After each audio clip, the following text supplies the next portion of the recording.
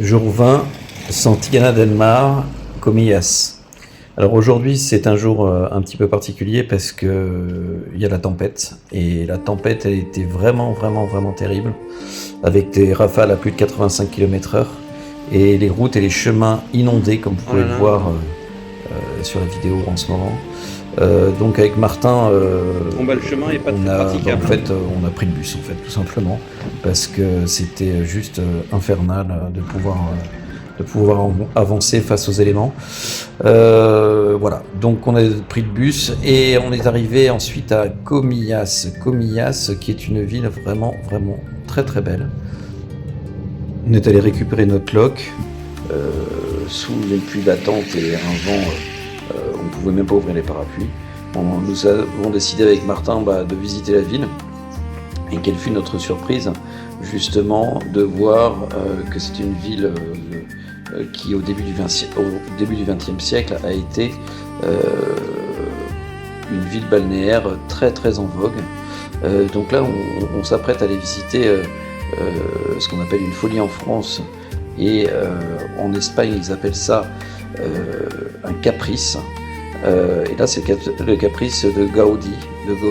Celui qui, l'architecte, donc fin 19e, début 20e, père du modernisme architectural, qui a fait cette folie superbe au bord de la mer.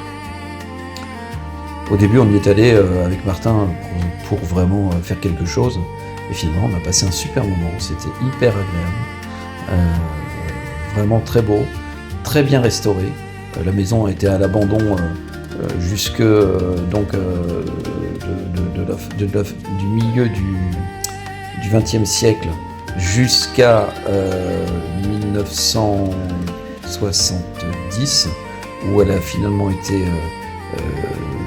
rachetée, et puis les travaux ont été refaits. Ils ont même fini des travaux, un petit peu comme la Sagrada Familia à Barcelone. Ils ont été finis après la mort de Gaudi. Ici d'ailleurs vous pouvez voir la serre qui est exposée plein sud, qui permet de récupérer le peu de chaleur qu'il y a en hiver, et aussi de servir de chauffage pour les autres pièces. Là on arrive dans la salle de bain, très moderne à l'époque. Alors on ne voit pas bien, on le distingue, mais il a prévu le double vitrage. Autant vous dire que c'était déjà révolutionnaire pour l'époque. Voilà, Martin a eu ensuite la chance de pouvoir jouer sur le piano personnel de Gaudi, avec l'autorisation du gardien. Voilà, je vous laisse écouter et regarder la fin de ce film en musique. On vous embrasse et à demain. Timide.